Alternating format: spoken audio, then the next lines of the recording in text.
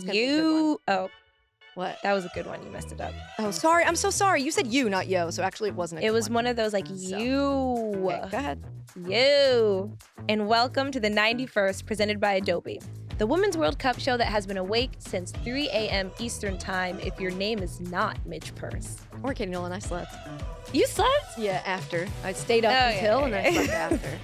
On today's episode, we talk through what happened and what didn't happen during USA versus Portugal. We're joined by USA goalkeeper AD Franch to talk. Is this your part? It doesn't matter. I think you're doing great. We're joined by my friend, USA goalkeeper AD Franch, to talk about the team's ability to turn it around, goalkeeping, and defense's roles in the knockouts. And we see what's happening elsewhere as the group stage wraps up. Okay, that means now it's time to do it, right? We got to do it. So, game finished. USA 0, Portugal 0. The USA is moving on to the knockout. Okay, baby. Okay is exactly how I feel. Ow. Is exactly how I feel. We got to talk about what happened. First, we're going to talk about how we watched it, right? As I said, I stayed up. I was at like 8 o'clock, I made the final decision. I was like, if I'm sleepy, I'm going to go to sleep and then try to wake up for it. I think we all knew that wasn't going to happen. So I stayed up until about 5:30. Was that hard? To sleep? Yes and no. It certainly wasn't easier once the game began.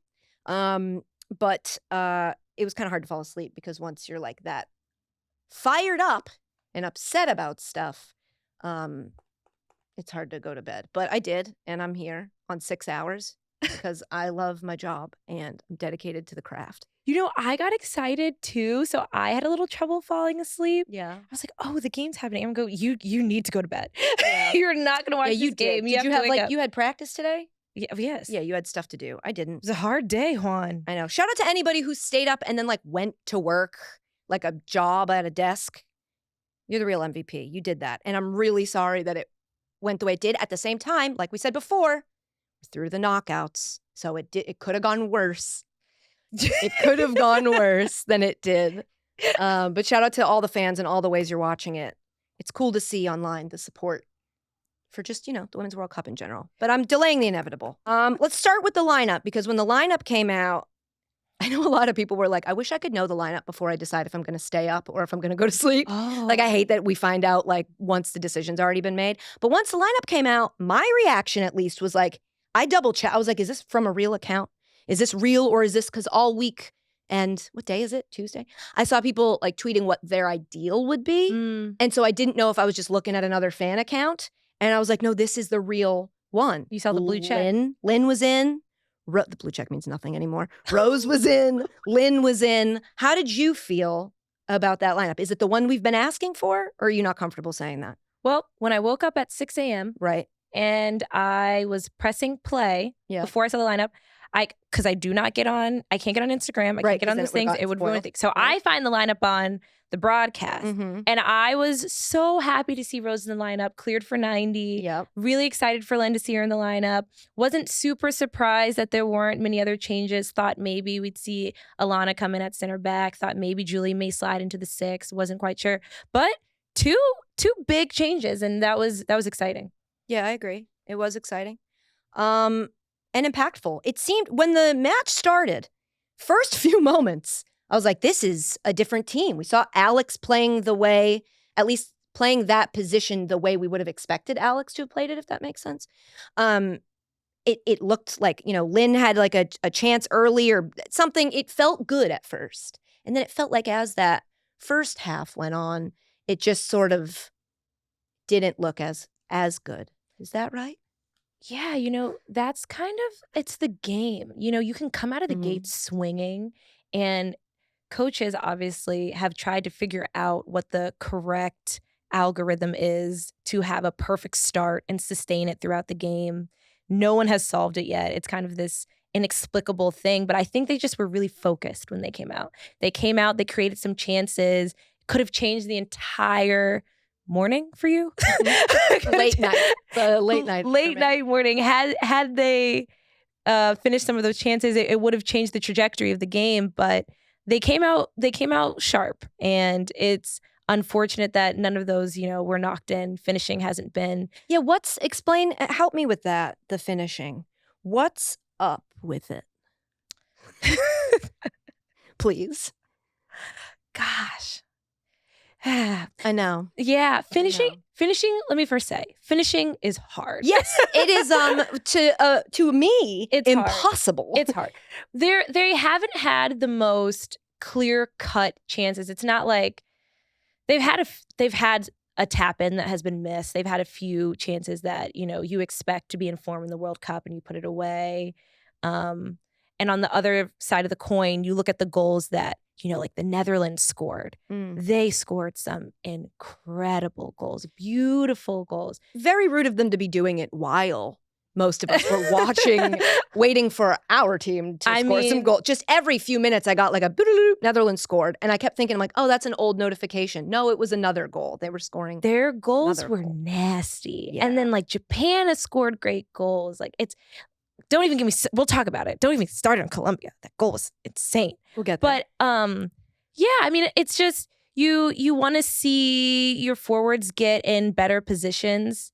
I don't think they've really been set up to like take amazing shots. They haven't been put in amazing positions to, finish and score a whole bunch of goals. So it's really hard because it's a team thing. Yeah. Everybody always celebrates the forward who scores or the midfielder scores, but to put people in positions and get those shots off, it really, really, really is a team effort. So it's just the way the game's going right now. It's that off the ball stuff that people always talk about, right? I love what you did. I love what you did. It's off and on. Thank you so much.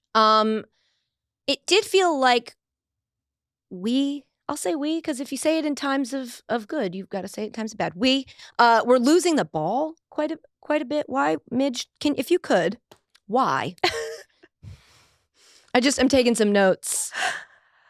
To be quite honest, I thought Portugal's press was really great. They looked good. I thought they had a lot of people around the ball, and we were a bit more spread out. We were a bit more individual, which is kind of funny when you think about like the Western world and independence and individualism. Yeah. Yeah. It's reflected. Yeah. Right? Yeah. No, maybe. Yeah. Who knows? Who's to say? Capitalism. But it all comes back to it. Your sister. But they just had so many people around the ball, whether or not they were pressing or if they were in possession. Like even when they were possessing and we were pressing them, it was really hard for us to win the ball. We kind of wanted off their mistakes rather than, forcing an error, really just stripping somebody, because they just had 3 or 4 people around the ball and we had 1. And so, any world-class player, 4v1, in a small pocket, you're going to struggle. You're not going to get it. So I think we were just a little farther apart. We depended a little bit more on our athleticism and our grit. And to be fair, they didn't concede. Yep, that's true. I think I said it the first time we sat here in these chairs. So long ago. I said Portugal is good. Yeah, you did. I did not. And we heard you, but we didn't hear you. Yeah, you didn't really ready. I said they were good. I told you guys this is going to be a hard game. It's a difficult game. The last time we played them, I'm pretty sure it was at Houston. We only won 1-0, and Sam Mewis scored a header like past the 80th minute. It was a set piece goal. It was great, but I'm like, they were good, and so I expected it to be a challenging game. And I don't think any of the players or any of the staff expected it not to be a challenging game. I think the only people who were surprised that it was a challenging game are the people who didn't listen to me when I said it was going to be a challenging game. If I may, it was 3 a.m. So a lot of people weren't thinking clearly. And so I think a lot of the really emotional reaction and the shock we saw from people might have just been, we weren't our best selves. I know I was not my best self last night. Ramifications of this match, though we are through, as we've said multiple times and will continue to say, to the knockout rounds. No Rose, because she got a yellow card. So we have lost Rose for the next match. What a dumb card. And again, I play the role of the soccer dummy and you're our soccer expert. It felt like, I didn't even think that would have been a foul. And a yellow card felt like a lot. And it felt inconsistent. It's so inconsistent. We talked about it when the Canada-Nigeria game was happening, and we were like, all right, I think they need to give a yellow because this is crazy. Everyone's going to ground. Nobody's regulating the game. It kind of actually looks dangerous. And then Rose gets pushed in the back into another player. Her studs are tucked into her own body. Like her knees are bent. She's sliding. She can't control it. Right. She's no magician. She's pretty close. Pretty close. but Very no close. magician. And she gives her a yellow. And you could see Rose was like, just shocked. She was like, wait, what? Me? If anything, on me. yeah. And she doesn't, I mean, I haven't really seen her, she'll talk to the refs, but I haven't really seen her belabor her point like that. And I just feel like she was very, I mean, I know she's aware. She's aware of the implications of what happened. And she was stunned. These are people's careers. It just hurts my heart because to that ref, I don't know if they understand. I mean, I hope they understand, but I don't think they digest or internalize what that actually means. If you think about the context of her whole journey into this World Cup, she hadn't played in months. I know. And then she gets, what, like 15, 20 minutes in one game, 30, 45 in the next game. Now she's cleared for 90. She's coming back. It's her first time back. She's getting back in the swing of things. And now she's out for the first knockout stages when they really need her. It's her career. It's life. Like, that's it's heartbreaking. Yeah. It's really heartbreaking. So that yellow card, it hurt my heart. I feel for her. And, you can't, I'm sure they tried to appeal it, but what does that do in any system? Nothing. The United States had 17 shots. 6 of them were on target. Lynn had a couple chances. Alex had some. This is also difficult because listen, the emotional attachment I have to the majority of these women is strong, and it clouds my judgment. Concerning. I know 100%. It has been called that many times. Do you want to talk about Alex Morgan? What your thoughts are on Alex Morgan and how she looked to you in this game? Look, I think that Alex Morgan has been one of the best, most prolific strikers in the entire world repeatedly at this tournament. Mm-hmm.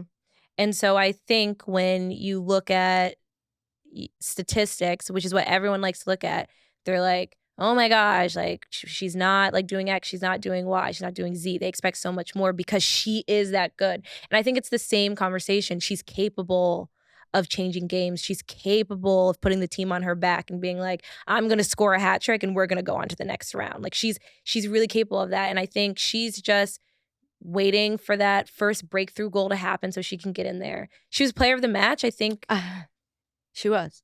Oh. I was going to say, we should correct. She was the player FIFA that was in stadium, right? FIFA named her player of the match. That I don't know. And again, I won't say a negative word, but I don't know. No, Naomi Girma was right there.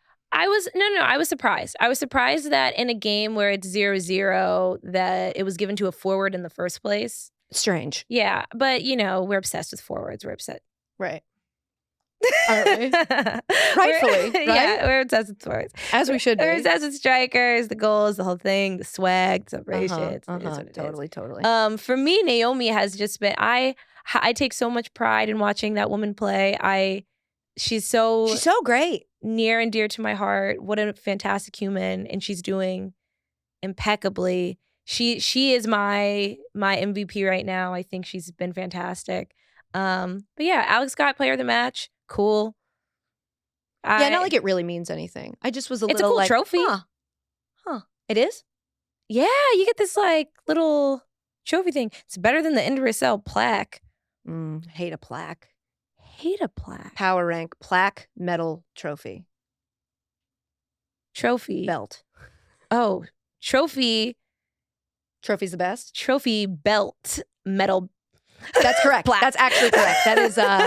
That is the correct answer to the question. And I want my trophy. Like I want to be able to put my head in it. Like okay. I need a big cup. Like someone help me pick it up. Right. Oh, I can't on my own. Oh my God. Oh, I need some. It's a team effort. One heart stopping, and I mean that pretty literally, moment in the match. Portugal. Wasn't that in the 91st minute? Let's talk about it now in the stat of the show, Midge. It's now time for the stat of the show, presented by Adobe Express.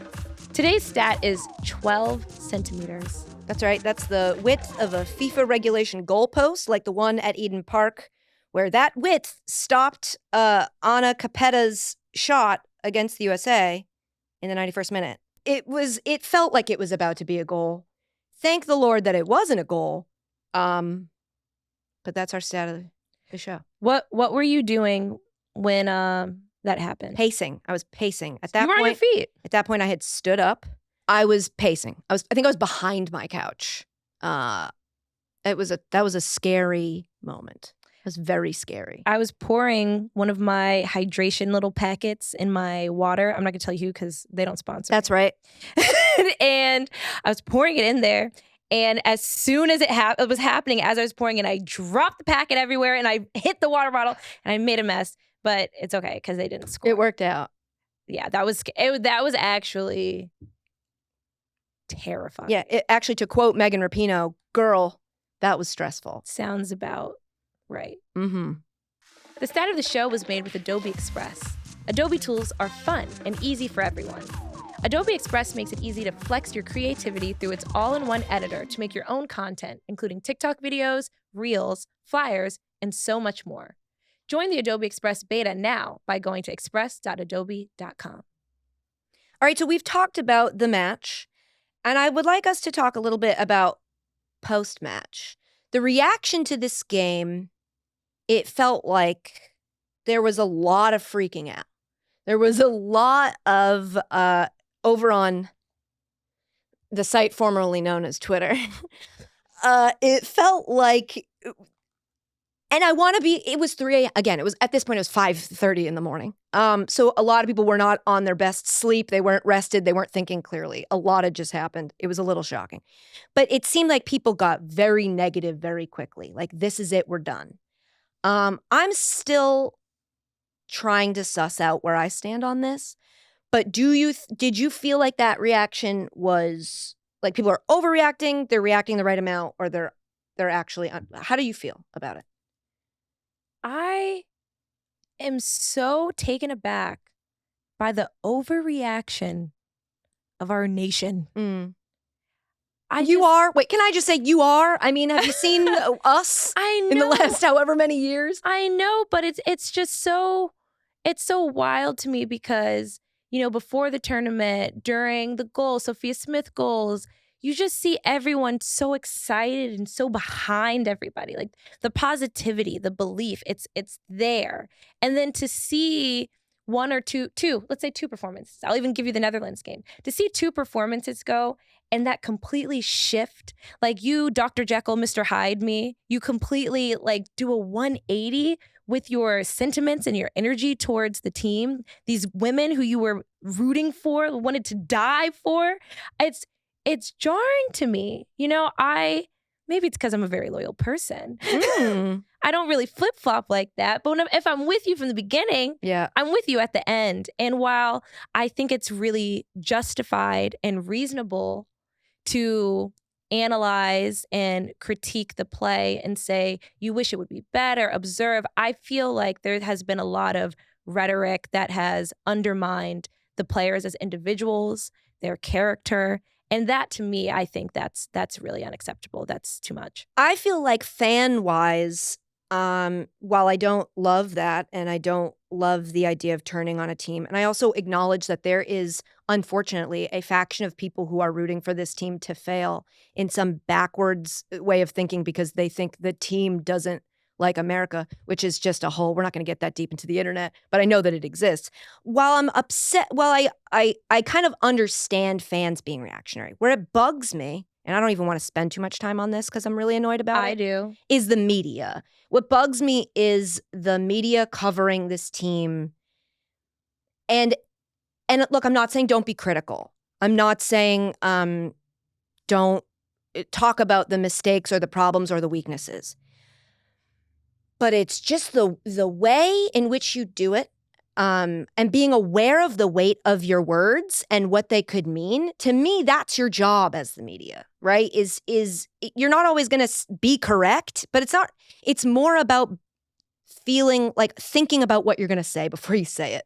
A lot of the media would say things that were just kind of repeating trite sayings that weren't very deep, and they didn't provide a lot of insight, and then they would kind of tag it with this little like thing that made it about themselves. in a way that made me feel like I wasn't getting the best. Am I doing this well? That I wasn't getting the best analysis I deserved as a U.S. women's soccer fan. Might you give me an example? Let me think hard. So let's say Carly Lloyd had a lot to say. She sort of insinuated that the women... Insinuated? I'm trying. That the team looked uninspiring, lackluster. They're taking it for granted. Again, all just things you say. That winning and doing all you can to be the best possible individual player is not happening. I was baffled by the comments. I'm all for critiquing the players' performances, their tactical awareness, their positioning. That's what they're there to do, is to analyze, right? You can be negative. But to diminish their commitment and their discipline, their character, that's absolutely ludicrous to me. I mean, these are players who, when they got the call that they were going to the World Cup, they were trembling. Their phones were shaking. You couldn't even hold the camera straight. I've seen these players fall to pieces about this team, about this dream of going to the World Cup, and then pick themselves back up and put it all together. They tear their bodies apart so that they can get to this stage, get to this level. And then their passion is questioned. By somebody they know. Not a stranger. I don't know, it just made me feel icky. Probably even more icky was another person. Alexi Lawless, first of all, at the half, saying that it looked like Crystal Dunn had never played football before, I hope he regrets that. I hope that was the thing he said, and then he was like, I probably shouldn't have said that. I hope. I don't play about Crystal. That's my friend. That's wild. She was not having that. That bugged me. And why her? Exactly. They all didn't play. But this is important. I don't want to talk about this for too long. We could do this the entire podcast. But something that I feel very passionately about, and I want to make sure we mention, is that Alexi kind of following up and forcing with Carly, trying to get her to say, so you're saying that appearances, fame, and money are getting in the way of them winning, was basically the question that he asked her. And the way he asked it sure felt like he was hoping for a yes. To do that, in regards to a team who has very publicly fought for equal pay, who money has been an issue in the sense that they have not been given the money they deserve, and progress is starting to be made. During a World Cup, when other federations are fighting with their women's team because they're having that same battle, where there's still inequities across the game, to say that money goes to the heads of these players and has somehow diminished their on-field performance, to me, is like apology worthy almost. Like, that made me so mad that I have not gone back and like rewatched the clips to make sure that I'm not misinterpreting. No, and you're completely justified, because when I heard it, I jaw dropped.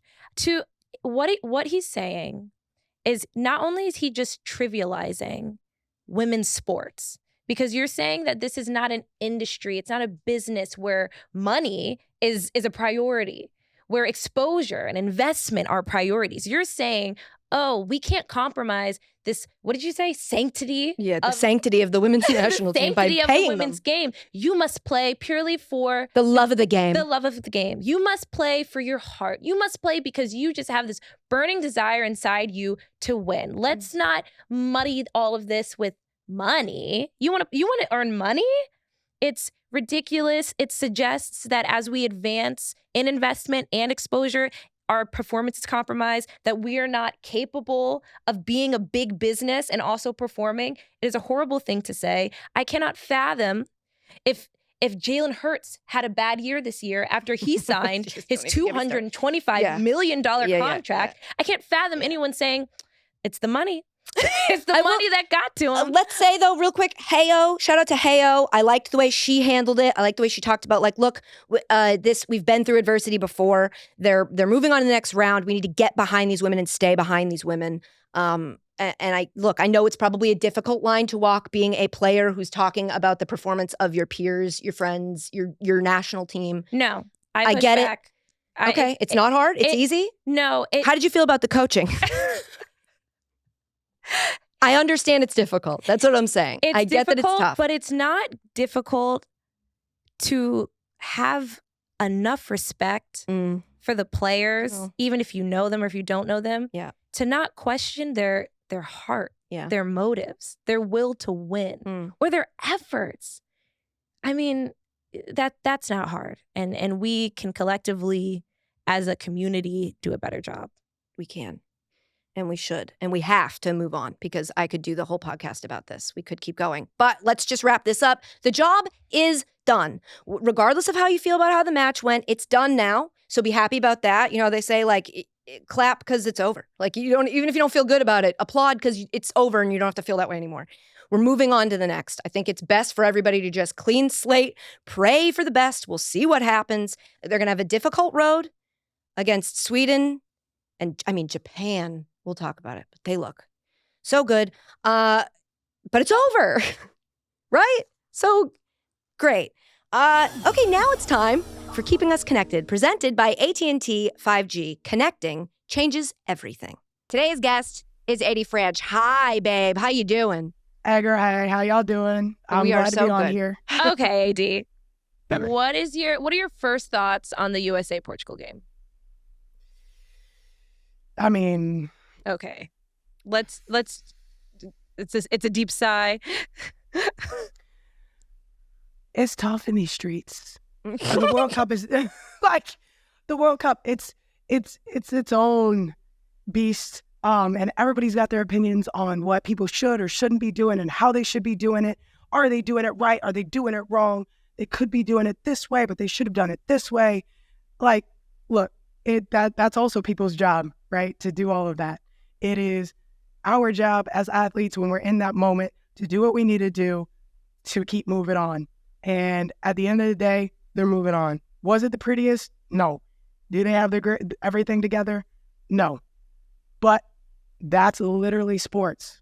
Sometimes you get through it with having a really bad performance. Sometimes you don't. And we did. And there's room to celebrate within that space because it's still not an easy task.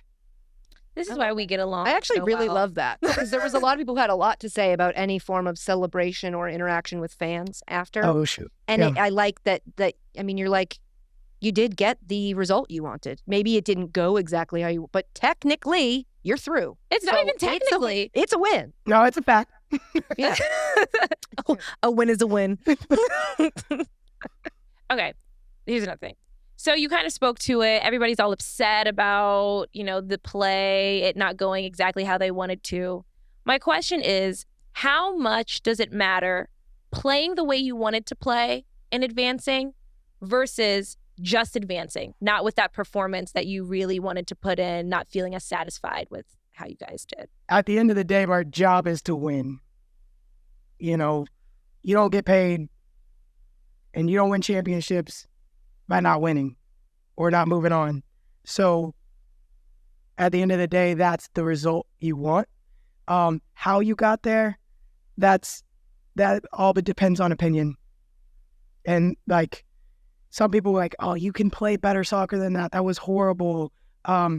Or you're like, well, they're just a transition team, or they're individuals. They don't know how to play together. Look, you're going to have times of that. You can literally go to any single club, any single national team and find games that they do or don't connect. They're on the same page or they're not on the same page. Again, they work through. So I don't think it matters if you're getting to the result in a big tournament like that, because you know what? This next game, they could come and be on fire and connect and still lose. So then what are you saying? That is true. They played pretty soccer, but they didn't move on. So, I mean, at the end of the day, I hope they're not listening to all of this chatter. I hope that they're in this bubble, working together, working on the pieces that they can do something about to the next game and keep pushing forward. So you were on, I hate to bring this up, but you were on the Olympic squad that lost 3-0 to Sweden, knowing that they are likely coming next in the knockouts. Is that game something that this team can use to prepare and to motivate them? Or is it like that's old news? I think it depends on who you are. I think it depends on your experiences. Everyone is different, how they get motivated and come together. So I think you might have people who experience that game and we'll take that piece as a motivation. And I think there are players there that didn't experience that game, so they don't quite have that same emotional connection to it, which could be a possible positive thing as well. So I think, honestly, it's individual based, and then as a collective, maybe that is what they're saying as a group, like how we played against them before and how we want to move forward. Or maybe it's not the conversation at all, and it's focused on what they do day in and day out, the way in which that they can get better day in and day out. And then there's aspects of Sweden that, okay, we're going to scout, and we know that, and we'll go out and do the, like, U.S. soccer. I don't think people realize how big of a game this is and the history of the matchups between Sweden and the U.S. and big tournaments like this. Is it not your Olympics, but the Olympics before that, the U.S. lost to Sweden in PKs. So this is a rivalry, a matchup that has a lot of history. It has a lot of context, especially in these big stages. So this is not a game to miss. What time is it? 5? Oh, that's better. 5 is better. I might be up at 5. I might pop up. I might turn that laptop on. Okay. Another interesting, I'm not usually the stat girl. It's usually Katie. I don't know what she's talking about. But Alyssa Nair has faced, statistically, 1 shot on target so far. That's pretty crazy. So for keepers, I want your perspective, your expertise. For keepers, when they haven't faced as many shots, and you're about to go into a game where theoretically you might be expecting more shots on goal than 1, is there something psychologically that you have to adapt to? Are there any changes that you need to make, something you have to prepare for? What is it like, experiencing that shift? I think some keepers prepare for each game very similar. I mean, that's players in general. You have a routine, you have a mentality to stay locked in the entire game. I think maybe even throughout the game, if you're noticing that you're not having a lot of shots, you recognize that there's probably going to be that 1 shot that's going to come in this time, and you got to be prepared for it. You got to stay in it. How do you stay in that? At the end of the day, you train as well a little bit for what you may or may not see in the games. Is this a team that's going to hit a lot of distance shot? Is this a team that's going to cross early and behind that back line? Is this a team that's going to drop in and do a cutback? So you prepare for that, whatever that may look like. It's so funny because I remember, I don't know if this was under Jill or Black, I don't remember under who, but we were in a camp, and when we play, we wear heart rate monitors so they can track to see basically how fit we are if we're out of shape. And I remember one time in the game, Dawn, she said, goalkeepers don't have to wear heart rate monitors anymore because what happens is your heart rate's just like this the whole game, and it's like that. It just goes up real quick, and then it's back down. And it's just every shot you get. And so, I don't know, you describing how you just have to be ready if you're having a boring game. I say boring because to me it sounds boring. I was going to say, you wouldn't last back there, It boo. sounds... I would not. I'd be picking daisies. Picking daisies. Can I get some water back here? But anyway, it's just so interesting that you just have to stay so focused the entire time with no action, and just that one moment, your heart rate, it goes up. Is that how you felt in the 91st minute of the last game? If you didn't know, that's when they had that shot that hit the post. That's probably how I would. There would definitely be a spike. I had a spike, and I was just watching it. I'm telling America's you, heart I rate woke up my spiked. child. My heart was like here. It was, oh boy. I mean, just watching it, even back in the highlights too, and going back and seeing some of it, just trying to play it. Like, What was your face? What was your face? Oh, Yeah, there it is. Oh, y'all see that? Oh, all right, we good. We moving on. We good. We good. All right. Moving on. Now, while we're talking about your prep and like the way you specifically do it, we are in the knockouts now, which means that we're going to start seeing more, like we could potentially see like PKs. And so far in this tournament, goalkeeping has been incredible. A lot of penalty stops. And I'm curious, can you explain to our audience the prep for like a PK? Do you prep for like each shooter, and do you prep differently? Do you like, is it all guessing? Like what, just walk me, an idiot, through that. I mean, I'm not trying to share my secrets, though. Sure. No, tell me. But like treetop secrets. Yeah. Come on, Midge. Come on. Yeah, what do you let's do, go. AD? No, I think every goalkeeper is different a little bit, but there is strategy behind there. I mean, who you're facing, how they've played, how they typically set up, how they've done their last PKs, what's the percentages, and you can have all of that, and they can still change it up on you. So then, what are you reading? Their body language, their plant foot, their hips, all of that. How quickly can you read that if you are reading? Or you can also make a decision that you're like, I'm going this way no matter what. And that's what you do. And you get either lucky and played the odds. It's like a little bit, I'm going to go gamble a little bit. Or you wait long, because then there are players now that try to wait to see what a goalkeeper does. And if they move early, they got you the other side. So what do you do? Don't make her say. I ain't telling you. I'm giving you the general You reading thing that hips? goalkeepers can do. You reading hips? They don't lie. Are you a percentage girl? I don't know. Let me ask you this. Can you describe for me the feeling, what it feels like in your body and in your mind when you go one way and the ball goes the opposite way and into the net? So you're not even close to making the save. Does that feel like, oh, I did what I did and that was one of the possible outcomes? Or are you like, golly, I'm upset? Like, I'm down. Not Well, good? Yeah. You gotta get the ball in the back of your net. No, what you Throw do the ball is back. no. I play. What do I do? A little context. When I was in Portland, AD and I were in Portland together. We played together, and it was my first. Actually, not my first time. It was my first time, like, really actually playing outside back, so in a back line. So she was the first keeper to like try to teach me how to defend. What she does, I can tell how it went just by watching her reaction. What she does when a PK happens and she happens to go the other way is she looks for the defender that committed the foul. That's what she does. Out I love and she finds her.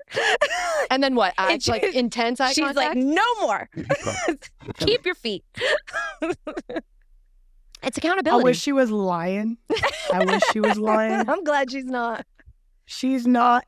And also, it depends. I will say, it does depend on the foul.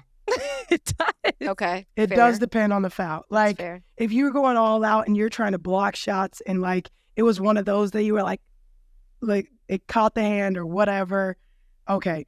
But if you're going and doing some crazy fouls and tripping people in the box, get out of my box. That's what different she than used you to trying say. to. That's what she used to say to me, Midge, get out of the box. Get up. Get up. That's amazing. That's amazing. All right. Well, Oh shoot, she ain't lying. And well, so how do you think US versus Sweden would go if it went to PKs? I hate doing this because I'm not trying to put that on her. I hope she's turning off her social media, which Alyssa probably does. But I think she's got 2 saves in her. Ooh. I think she got 2 saves in her. So, I mean, you want to take whatever number after that. I just know my girl got 2 saves in her. I would be so hype. I'd be Yeah, so hype. I would be hype if Alyssa. Not that we wanted to go to PKs. No. No. Please, I mean, no. My heart can't take it. We can win in regular time. Yeah. But if it let's, did, let, again, let's, if it let's did. win in regular time. Because guess Please. what? If we win in regular time, then she can just put those 2 saves in her back pocket and ready That's right. for when it. That's There you right. go. They're like rollover minutes. Keep them, and then you can use them in the next cycle. That's how that works. Adi, that thank you so exist? much. Does that exist It used to. anymore? Okay, it used to. We don't have to highlight how old I am again. We get it. Rollover minutes. We get it. I'm Wait 36. a second. Wait a second. Mm. Rollover minutes. Let's just stop being rude and say goodbye and thank you. I think that's probably the next move here. Thank you so much for doing this and for giving us these answers and for, shedding a little light onto what it's like for these women. We love you and appreciate you. Thanks, mamas. Thank you for having me on. You guys keep killing it, all right? Thanks again to AD and thanks again to AT&T 5G for keeping us connected. All right, Midge, before we sign off, Let's take a look at the rest of the tournament. Let's zoom out because there's a lot of people feeling a lot of things, shocking endings. We are not the only team that kind of went through it here, which means we should probably start with Australia knocking Canada out 4-0, sent them home. This is the first time the reigning Olympic champions are not through to the knockout stage. Thoughts on that game? So for reference, I've always had this in my head. 2-0 is a win. 3 is that borderline, we crushed them. 3-0, I think you crushed them. You killed. 4-0? Canada losing 4-0 to Australia? Australia's good, but 4-0? A Sam Kerr-less Australia. That's a hard flight back. That's a long flight back to Canada. Poor things. Also, Colombia shocking Germany 2-1. What? I wish I was in some Colombian restaurant when that happened. I can't even imagine how lit it was. That was crazy. What? Linda Caceido. I'm calling it now. Yeah. In 5 to 7 years, she will be the best player in the world. What's her story? You were telling me a little bit about it. She went pro at 14. Wild. Same. At 14, she went pro. She got ovarian cancer at 15, has overcome that. And now at 18, she's the first player to play in the U17 World Cup, the U20 World Cup, stay with me because I did both of those things, and the FIFA World Cup in the same year. In the same year. She scored goals in all 3 of them. She is a sensation. And I don't think people are aware of how her goal for me at this moment is the goal of the tournament. It was beautiful. It was, if you get the right camera angle, you see her looking out of the side of her eye, waiting. She's waiting for the second defender to come. She already has one to beat, and she's like, nah, come here. And then she does her. And then upper 90 and then gone. I was like, who's this girl? And I was like, she has braces? I was like, how old is she? Yeah, she was born the year I graduated from high school. Crazy. So Nigeria through to the round of 16. Evie, through. That's right. We're through. Yep. They did it. Yep. My heart is so happy. So full. Oh my gosh. Also, I have to shout out Toni Payne for Nigeria. She plays in the midfield. She's from the U.S., went to school in the U.S., grew up in the U.S. system with me. We played U17 World Cup together, U20 World Cup, not the World Cup, but U20s together. Went to go play for her home nation, other home nation, Nigeria. Oh my gosh, she's been incredible for them. Yeah. She has been a star, like a standout player for them. And I'm just really happy for you. Good job, Toni. Good job, Toni. She went to Spain and never came back. Speaking of Spain, Japan, Spain. That was crazy. Was wild.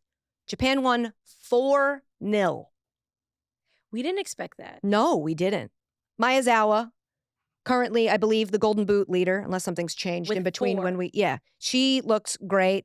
They've got Junendo. Tanaka had a goal. That team looks good. And I saw this. I was hoping you could explain this to me very, very quickly and casual fans.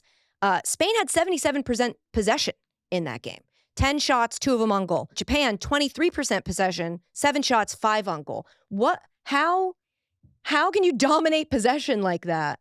What does that mean about the game? What does that tell you was happening? It was really unexpected to hear that. Well, you look at Spain, a very possession-oriented team, and then you look at Japan, a very possession-oriented team, and you would expect that they would both split the possession, that neither one would dominate the other like that. So when I saw the stats, I said, interesting, but even more interesting when you look at the scoreline, because you don't think of Japan as being this counterattack team that's going to catch you out of possession. We're going to counter. We're going to get you on an attacking transition. We're going to like speed race past you and just score goals. And that's what they did. Their counters were so precise and effective. They were super efficient in it. And I was so surprised and pleasantly impressed. It just showed to me another level to their game, just more depth, that they're not just the traditional Japanese team that's just going to pass around you, outpossess you, and like ticky-tack to goal the whole way. Like, you got to get on your horse. Yeah. Yeah. All right. Well, knockout matches. As of now, these are the matchups we're looking at. Switzerland, Spain. Is Spain going to bounce back, do you feel? Oh, yeah. Yeah. So you think Spain's probably going to take that? Yeah. Listen. Let's clear this up now. Mm-hmm. The group stages are done. Yeah. It's not even a bounce back thing. It's just you're moving on. We're now in the part, not that the other part didn't count, but this part really counts. It's a different level. Yeah. And so now it's game time, and it's a different hat. It's the World Cup. Come on, people. Put on your other hat. England versus Nigeria. Oh, that's a game.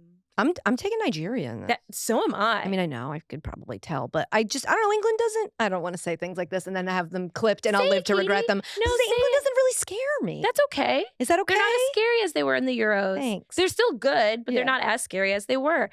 Oh, England won 6-1 today. That's something that I've just been told in my ear. They looked great. That's great. Should I take back what I said? I honestly, right. I don't change my Yeah. I don't change anything, because I also think Nigeria is so dangerous. Yeah. And underestimated. Yes, and I think that they can catch them out. I think they're doing well. I think, what is it? The last time that they went to the quarterfinals was 1999. Look at that. Yeah, go ahead, fact check me, Jay. Stats and research.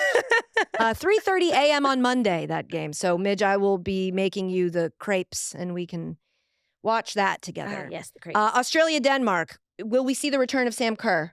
I hope so. I probably. She had been cleared to be subbed in, right? But the whole thing about that last match was they were hoping to not have to use her, and clearly they did not have to use her. So you think, will she start? I don't know. I saw her kissing a baby. Oh, I and don't that know. usually means it's time that you're ready. Yeah, I believe Cleared that for 9. that is pertinent information. 100%. Was she shaking hands? Nope. Shaking hands and kissing babies. Just kissing babies. Okay, Which to me so- suggests Ooh. she's cleared it for at least 60. Right, could go either way. And then Japan versus Norway. What do you think's going to happen there? I'm saying another Japan shutout. That would be. Have they let a single goal in? No, they have not. Not one goal. Wild and fun to watch. Very fun to watch. That's 4 a.m. on Saturday. So the only part about it that's fun, we'll be watching that. That's because that's a bad time to wake up. A few more matches finish up this week, and then the knockouts begin this weekend. USA versus the winner of Group G, which is what, Sweden? On Sunday at 5 a.m. Eastern. And this is win or go home. I just want to re-clarify what Midge was just saying. Penalties, shootout, like this is like someone's going to win. And if you don't win, bye-bye. So yes, this has been fun so far, but it's getting serious. It's going to stay fun, but it's like, this is serious. Well, yeah, think about it like this. Now, before every game, you have to pack your bags. Oh, wow. That's like on reality shows. When you're like going into the gauntlet and you're like, all right, I got to pack my bag, bring my bag with me. Just even just the mentality of that, The you start thinking mentality. differently. You're like, oh, I'm really, It my could underwear's be not in the it. drawer anymore. No, Like, this is, pick up your stuff. Get your stuff. You had to pick out the outfit you're going to wear to the airport. It's- We'll be back Tuesday morning after the U.S. round of 16 match, unless this one has a meeting or something. We're Unless- going off her schedule. I'm around. It's really up to Juan Carlos. He's really dictating. Playing professional soccer, so like kind of busy, but that's why our schedule's a little weird. But we will hopefully see you on Tuesday. Until then, I'm Midge Purce. And I, Katie Nolan. And this was the 91st, presented by Adobe. Make sure to follow Just Women Sports on all your favorite channels for more great World Cup content and some exclusive The 91st content. Bye, Midge. Bye, Katie.